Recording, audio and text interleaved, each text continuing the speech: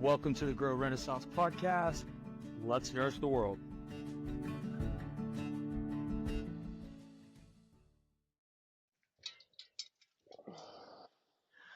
All right, welcome back to Pasture Prime Time with Neil. We're here to uncover the roots and shape the future of agriculture, one conversation at a time. I'm your host, Neil, and today's episode is a real treat for me. I'm joined by a very special guest, Texas Slim of the Beef Initiative. The Beef Initiative is a movement focused on making food more localized, which we'll talk about today, redundant, and secure. They serve our community by providing market access to producers and consumers who understand the importance of food integrity. That's a lot packed in there. Texas, I'm so glad for you to join us today, and I'm really looking forward to having a good conversation about some of those high-hitting pieces. Before we dive into it, though, I'd love for you to share a little bit about who you are and how you got to be driving this great initiative, the Beef Initiative. Well, I appreciate you, Neil. Top of the morning to you from Texas. And it's been a crazy ride for us here in the Beef Initiative. And, just to start off with the Beef Initiative, it started with one handshake with another man. And, that's what we've lost in the United States is that relationship building and management. And the Beef Initiative is a relationship management opportunity, but it's a way we've survived. And, if you go back to agriculture from where we came from, we've been separated as far as that type of relationship that we can have. And the relationship into a discussion that, we need to have as a nation.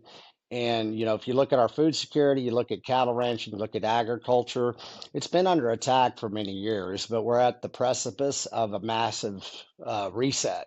And a lot of people don't know how to look at it. And you have to look at, how do we eat? How do we get the food that we consume every day, that we give to our kids, our children, our family? How do we talk about food? We say, oh, it tastes good. And, that's been a problem for a long time. And, the health of a nation, be it our natural resources or our human health or our agricultural livestock health it's metabolically challenged right now, all the way, the vertical integration that is required to bring nutrients and minerals to us humans. And so, I come up in Texas, I'm seventh generational. I got kicked out of agriculture because of asset reallocation in the 80s when I turned about 19. So I had to start my whole life over, and I went to Austin, and I was a self-taught technologist for a while. I became a research analyst. And I got out of that because I hate where everything's going and this layered approach of the internet. So it's a deep, deep rabbit hole. But here we are several years later and talking to you. So, what we're doing is bringing a food sovereignty movement to both consumer and producer. And everybody talks about it, but they don't know how to get into it. Even our producers in the industry that they operate in do not know how to take their product to market. Their product goes to basically the auction house and they surrender over everything they've done. We lose any understanding what happens after that within the cattle industry itself. So let's undercover, get to the source of the seed of what's going on. And now we can kind of pivot. It's not a big pivot. You just pivot a little bit and you get a whole new lifestyle, new health, new understanding, some new relationships that are fascinating. So appreciate you having me here. Yeah, that's a wonderful journey and story, and I think the crossroads really for me are you're working on the food sovereignty component, which is near and dear to my heart. And over at Grow, we're working on the data sovereignty. How do we flip the conversation using data in a Web3 space as opposed to the Web2 world that most people live in, which really just means the integration of immutable data sources like the blockchain. And I think it's wonderful because the two complement each other and they can help escalate. I'm really curious. You've mentioned a few things about how we can fix and the steps to move towards a new paradigm, as it were. Sure. What's not working right now in the agriculture market space, particularly in the cattle space, in your opinion? What are the top three things that you think we can just sort of be real about and get down to? I was, I've been doing this for a while, but I was talking to a lot of people deep in the industry. And when I first started, I understood kind of where the pain points were, but one word. And if we can really clearly define what it means and then how you achieve it is the most important thing for producer and consumer. In agriculture and food system, it's market access. Okay, Mm-hmm. used to, I grew up with a freezer full of beef. My Mm-hmm. market access was the ranchers all around where I live, and we bartered, right? That was a peer-to-peer value for value exchange. And so in Texas, and this will help visualize it, we have 254 counties. We used to have 254 micro processing centers that took care of our localized agriculture. We got to feed ourselves first, and then we got to Mm-hmm. share it with the rest of the world. We were living in abundance. Now let's flip that. Okay, we don't have 254 micro processing centers. So Mm-hmm. what's not working is the processing center. We have four Mm-hmm. multinational corporations that control 85% of our animal protein in the United States, and they're not even owned by American companies.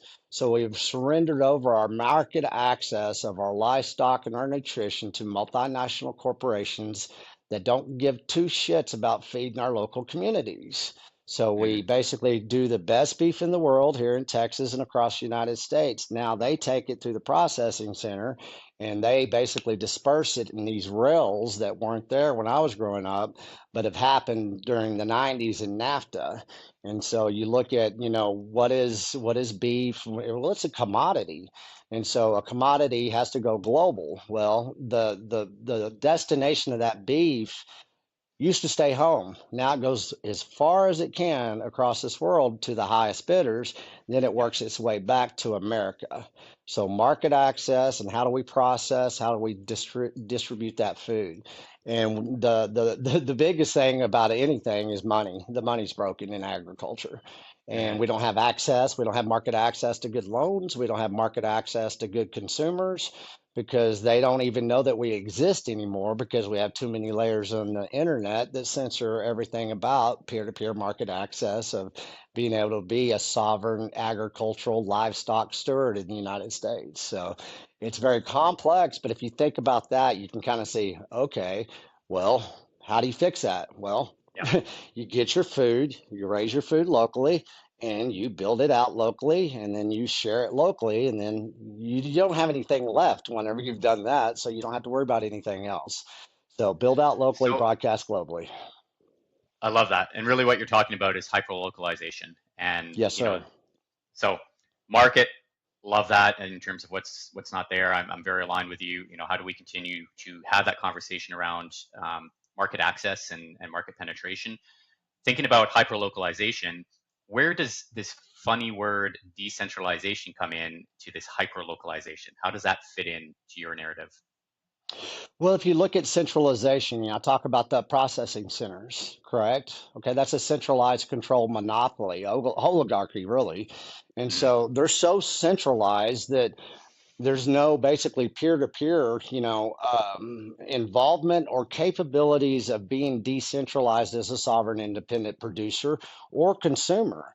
You're doing everything under marketing labels and this and this. That's all a centralized master plan to get a general consistency that's linear and it just spreads out and gets thin, thin, thin. And so if you look at what does it mean to be sovereign, as far as hyperlocalization and that being able to decentralize, well, you have to Mm-hmm. have the center of the Tao of what you do. Okay, what we Mm-hmm. do is we raise livestock and we take care of it, and then we take it into the next part and we develop a product out of that. It's very Mm-hmm. complex in agriculture when you have these big, beautiful beasts that we call, beeves and cows and cattle and everything. So if you look at decentralizing the cow, well, you don't take it to that multinational processing center. That's the Mm-hmm. very first step. Okay, what else is a decentralization? Well, within that processing center, they only accept certain types of cows that have got contracts on them that are centralized through Bayer, Monsanto, Cargill, Feed, everything, Merck, Pfizer. That's a Mm-hmm. centralized, basically, input control of that cow. So, well, we don't vaccinate our cows. We don't have to, and the general public doesn't realize that. Everybody thinks you have to because everybody's looking at a centralized media, trending apparatus that says, oh no, mRNA, all this stuff. I said, well, we don't vaccinate our cows anyway. We use that multinational system. If a cow gets sick, we'll use a Yeah. vaccination to save its life, but it will never be in our herd to be sold within our vertical integrated process. And so now we get to use Right. a centralized system in a decentralized way that is peer to peer, that comes with truth, honesty, and transparency. Once you've had these microprocessing centers back or regional processing, then you have many different ranchers that can segue out of that centralized system into this decentralized mode. You look at distribution of product, it has to be Hmm. like hyper local because your input controls have already saved you a lot of money that you don't have to put into it. And then if you can keep your food local, you're not burning a lot of energy and you're basically feeding and keep your local microbiome of money, of your nutrition, of your health, your soil health, your livestock health. It's all here. And this is what a nation has forgotten. This is how we became the best cattle ranchers and the beef producers in the world. They saw how well we did it hyper locally decentralized, and they basically took that away from us, that empowerment. How they do it, asset reallocation, the money changed. And Right. so what do you have to do is you have to look at the money and you have to, exit out of that system. What is the center of everything? What's the processing center? And so Yeah. that's what we've done successfully here where I grew up and in several parts across the country. We have 2, 3, 5, 12 processing centers here in Texas that producers are using and exiting out of that system. But we need consumer demand. That's the Yeah. biggest thing. If you don't have consumer demand, and that's what consumers don't take ownership, they don't take responsibility of as a generalized big group, and that's the biggest thing. So we've got some big productions coming, and we're going to hit it hard to where decentralization is going to be the power move. So That's wonderful.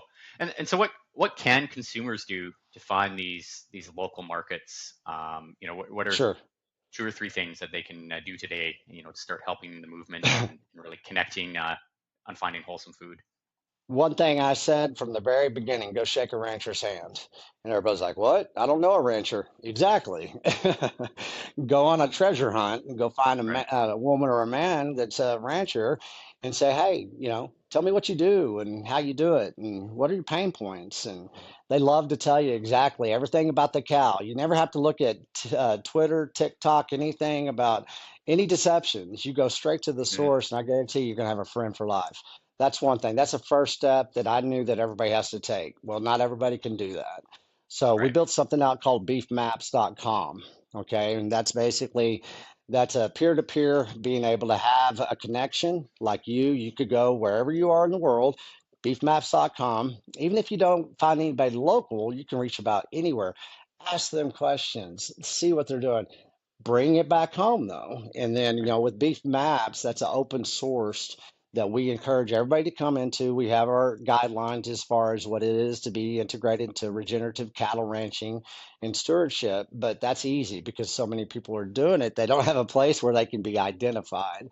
So Yeah. beefmaps.com, farmers markets, they've turned into arts and craft shows, but you're Hmm. starting to see a lot of things come back as far as, agriculture and livestock. So, go find somebody that's making some raw butter. You'll find a rancher. Find somebody that's selling, good poultry chicken and, regenerative chicken. You'll find a rancher. Okay. Go find Yeah. somebody that anything in agriculture that you've already embedded yourself in within a mindset that is something that you want to move forward with natural, pure, screw all this organic stuff. That's just a copyright. Go to the source of the seed and then it expands out and your relationships just go big. So beefbats.com is a huge source that's just really I like taken that. off. We've got about 150, 250, but let's go back to data. We have to, Hmm. it's something that we're using as far as, people can access, let's do some data mining, let's do some data science, some analytics, and then basically, make it easier for producers and consumers to find each other with that type of analytics. And I know that's exactly what you're doing, with this ability to capture that data at the lowest Hmm. level from the water table all the way to your fork. And so once we Yeah. start doing that, we can protect that data and we're going to use it in a different way because right now that data is being leveraged against us. Data is the number one Right. commodity in the world, and we have to protect our data of our producers, of our land, and of our basically consumers. And so Yeah. that's what we're building is that parallel system that we can go out there and do what they're doing, but we're going to encrypt the data, and basically that becomes a commodity for the rancher producer himself. Yeah. You're speaking my language, data sovereignty and having data ownership around that. You touched on a few quick things that I just want to pull the thread on. Sure, One of those things would be um, you mentioned going to find food at the farmer's market. And I was just introduced to a gentleman who grows amazing grapes and has a vineyard and really like his wine. I'm not advocating that you need to drink wine, but he said one thing to me that really stood out. It was profound, and I think it aligns with what you're saying, which was you got to buy your meat like you buy your wine.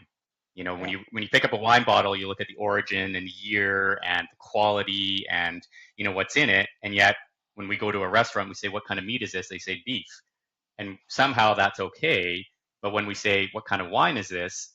they tell you, "Oh, that's a Sauvignon Blanc or Pinot Noir," and they give you all the details.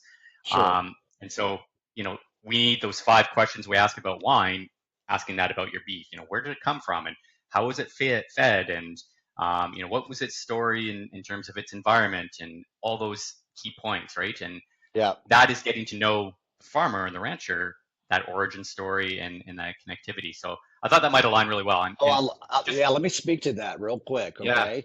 Because everybody thinks that there's only one cow and it's a black Angus, and they think that's right, the only type of beef in the United States and or really yeah, across the world. And that's happened in cattle rancher. We used to have Herefords, now we got Angus, and we've come a long ways. Texas once fed this nation in the United States, Texas Longhorns, and that's a kind of a tough beast there. So yeah, yeah, the meat's different. So that's a good approach because, I've been all over the world a couple of times and, I was in Asia and they'll have the genetics of the bull that started the herd. And then you can really look about, where did this start as far as what's in front of me? And it shows you how they honor everything just like wine. You're going to know the years, you're going to know the genetics of the soil, of the grape. And so it's a great way to basically use an analogy that people can start relating to because there's so many species and different genetics and so many wonderful opportunities to be introduced to new forms of beef. hmm, And, it was in microbiomes in Africa to Seattle, Washington and that area, all the way down here to dry ass Texas. You got to look at that because it matters. And that matters about input controls. And so, yeah, which genetics match up with the inputs is all just, everybody loves grass fed beef. And yeah, I love to say I've never met a cow that didn't like to eat grass. And so we have to understand that, there's ways of input feeding cattle and the land that affect that genetics of the cow that are important. The more you can educate yourself, like fine wine, then the better you're going to be within your consumption model. And you will be able to match up the finest beef with the finest wine. So that's yeah, where we are because of what? Because of data. I mean, yeah. because we get to analyze things and we get to move forward with some empowerment and we don't have to be settled on black Angus. And That's everybody's right. it's Angus certified, it's USDA prime. Nobody understands that those are just marketing plans anymore, and they have no weight in us independent cattle ranchers. Love it, love it. Yeah, High five, air high five on that one. yes, sir. The other thing I wanted to speak to you, and we've touched on it several times, and this is maybe more for the ranchers that are listening in and watching this podcast, or the cattlemen out there. Uh, how much did the genetic, well, let's just say the genetic industry, how much weight does that play into the initiative, the beef initiative? Are you having conversations with these genetic labs? Are they playing a role in helping to support, as you mentioned, the different breeds for the different regions, the bioregions, heat disease, pest disease, Yeah. cool events? How does that factor into some of your conversations? It's a great question because before I started the Beef Initiative, being in technology and being a Texan, dirt roads of West Texas type of guy, it's like where the hell do we start Mm, as far as mm, the educate? It's daunting. You've got yeah, to get to the source of the seed. Seed of what? Well, the seed of the cow. Let's get to the genetics of the cow. So we yeah, have some of the best genetics and the best bulls in the world, and that you have to bring everybody on in because if you don't start with basically the genetics of the cow, be it a consumer or a producer from here on out, you're going to be Hmm. clueless of what you're consuming or raising, right? Right. And so, what we did, and I've done, I work with some of the best cattle ranchers in the world, and they've all come into the Beef Initiative. We have a great advisory council. Me and my partner Steve, with we've been working for years, and he is so intelligent about the genetics and the inputs. And so with his relationship building, he's met so many people. We went up to Colorado and met Brian Massard of Reminisce Ranch in Montana. And he's part of the Beef Initiative as well. But you look at, he just had a bull cell. And so what we're going to do is really start educating people. Why do we have bull cells? Well, it creates the wealth. It creates the wealth of Hmm. everything. And if you know what you're doing and you're doing it right, I mean, it's a power play moving forward. And if you can go into the Black Angus database, it's the biggest database on cattle in the world. Think about that. And Wow. so you have access to some of the most exciting, basically, studies in genetic intelligence that the world's ever seen. So what do you do? Well, you better start there moving forward, and you better make Yeah. some relationships with the people that are, deep in those genetics of the best bulls in the world. And if you look at the Angus cattle, well, you bring an Angus in, you can bring a crossbreed of a different breed. They do Brangus, they do all kinds of Hmm. things. You need a Angus cattle and a black Angus and Brahma. And so Hmm. Brahmas are very tough. They can withstand even more so than the Angus. The Angus gets hot. They need to sit on their belly at night. And so that's how you look at genetics and crossbreed, to where you're actually helping the cow itself. You're helping them protect the land because of their genetics. And then therefore the consumer can steward both the land and the animal much better, which matches the nutritional value that's in the soil that they bring through. So genetics is the source of the seed of where you start, and we've got some of the best in the coming through the Beef Initiative. Amazing.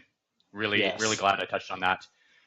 Uh, as we're starting to near the end of this podcast and this discussion here, I'd like your view or your take on a different financial mechanism without necessarily naming anything. How does that play into how we create new market spaces, how we create that sure. relational transactional component, right? I mean, and I think that the reason being that most people either think USD or nation's currency and or barter, and yet there's this Yeah. whole other world of direct to consumer and decentralized finance that comes in. So I'd love your take on that. Sure.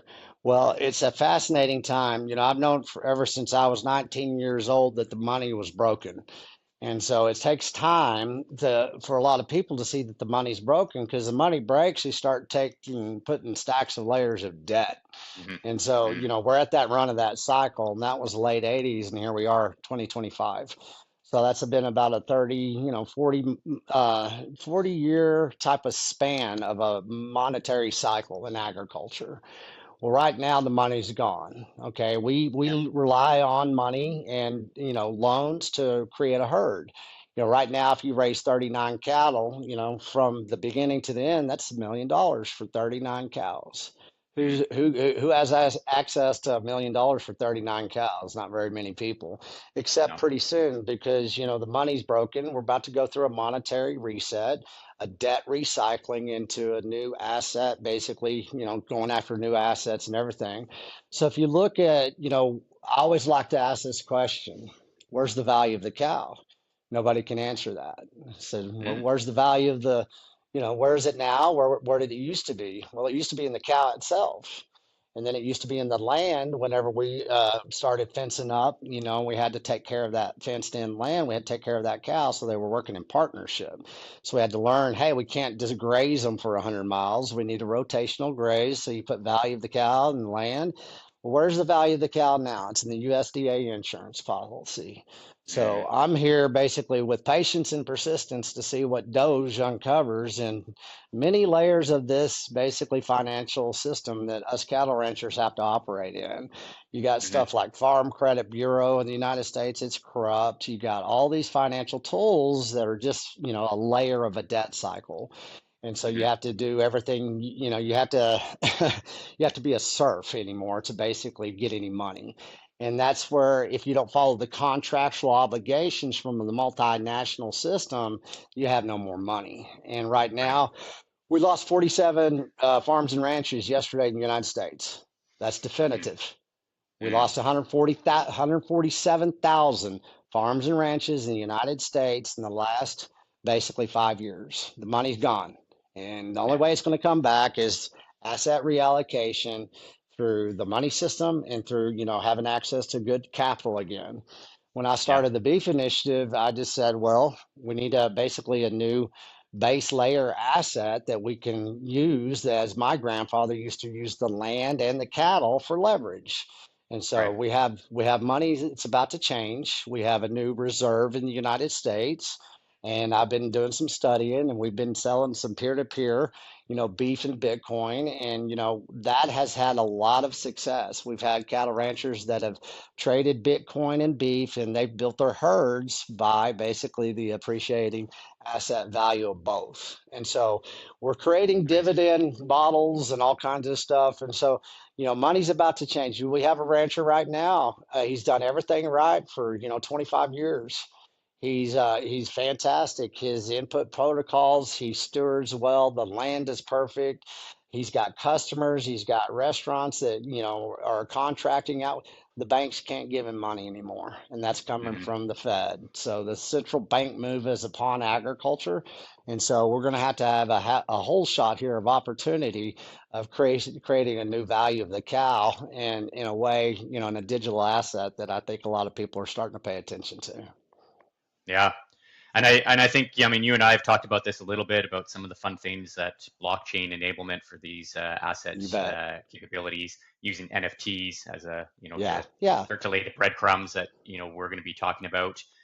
And I've really been talking to a lot of farmers and ranchers, which I think aligns with what you're saying.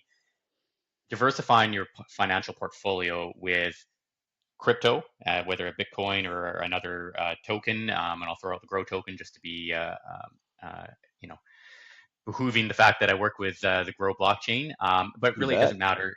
The crypto option as a diversified financial portfolio is going to enable us to move towards this asset reallocation. So we start to have that sovereignty both in the food and with our data and our own financial mechanisms, where we have more peer-to-peer Hmm. and more enablement of what's going on.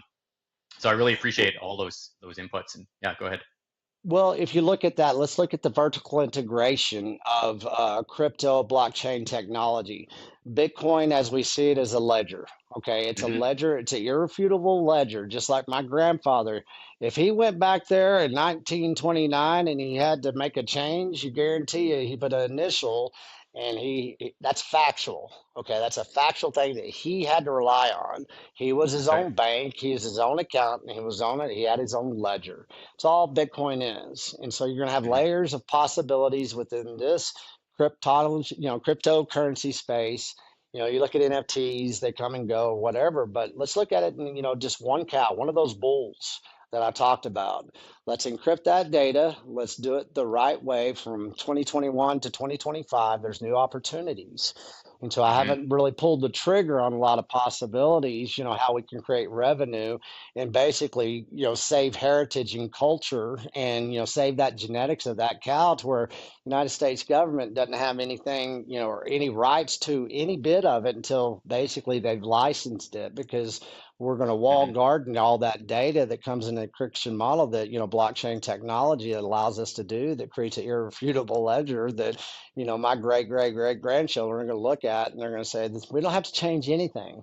This is how it's Yeah. always been. And we Yeah. feed our communities locally, and then we get to broadcast it globally. It's fascinating times. We're about to have a major reset, and I think this is a very good whole shot. It's bringing a lot of good people together that, like we've all been working about the same timeline, and Hmm. we're all seeing these wonderful opportunities. So it's going to be a hell of a production.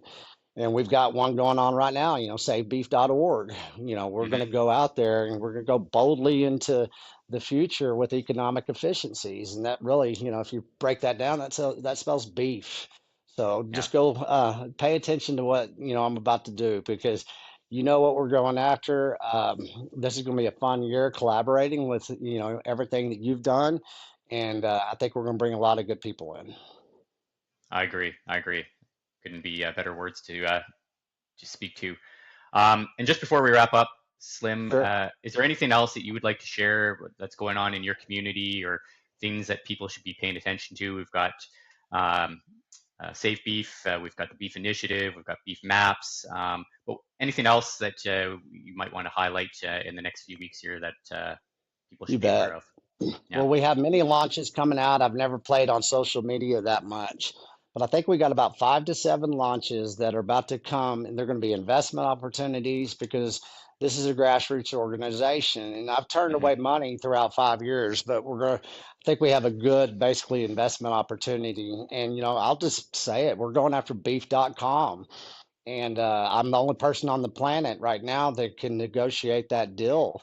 And we have McDonald's wants it, the country of Brazil wants it, and Japan is now interested. Cargill wants it. So if you look at all these multinationals, they look at it in the beginning, they said, well, we're wholesale beef. Why would we want beef.com? And I was like, well, you don't see what's right in front of you. So let's just break Hmm. it down. Beef.com URL, I see that as a decentralized treaty that basically redefines what cattle ranching is across the world. There are no borders, and it's just Hmm. not about retail beef, man. This is an industry move. We're going to Hmm. take over inputs. We're going to basically reintroduce things from the past that are new. We're going to bring culture. We're going to be, basic places that, people can go visit, take their families. Instead of Hmm. Disneyland, they're going to go to Jason Rick's ranch in Colorado or Reminisce Ranch up in Montana or somewhere down here in the Texas Panhandle. We'll go play with some Longhorns. So beef.com is an industry move, bold economic efficiencies into the future. And behind that, nothing else matters until we get beef.com. And everybody's Amazing. basically available if you want to be, make yourself ready. We've got investment opportunities. We've got a lot of consumers that have been following us, and we're going to give them, rights to have equity ownership in the Beef Initiative first that carries over into beef.com. So we're in a fascinating time. Wonderful. I could talk for 3 days about what's going to happen, but let's just focus on the moves in the next 3 weeks, and we'll see Yeah. what the Beef Initiative is able to accomplish. I love that, and that really speaks to my ethos, which is small stepping stones. Yes. Really is going to get us into the path that we want to get into. Um, well, listen, Slim, I've really appreciated this conversation, and thank you so much for sharing everything you have. Grow myself, the Grow ecosystem. We're really looking forward to working with everything that you're doing, stronger together, and go and take back the beef industry. You know it. Hey, if people don't see it, they're going to see it. This is national security. We're at the lowest inventory of our cattle in the history of the United States. You know how Mhm. long it takes to build a herd? Okay, we got 7 years to rebuild our herd that the past administration just stole from us. They Right. sold all of our beef to overseas. We don't have any. So, it's fascinating times. Take it serious, but, understand and value. Get close to the cow and your life will get better. Lose the words organic and grass fed, grass finished beef. Look for purity, natural, and what is clean and what is not clean, what is true and what is a deception, and you're going to be just fine. Great. Thanks so much. Really appreciate it. Appreciate you. Appreciate you, Neil. Thanks We'll talk everyone to for you soon. listening, and we'll catch you on the next episode. Be good. Thank you for listening to another episode of the Grow Renaissance podcast. Make sure you like, share, and subscribe this episode. Remember, it will take a community of us to do the best in the world and truly nourish not only ourselves, but the planet, the atmosphere, the soil, the plants, and the animals on it. So make sure you spread this message anywhere that you can.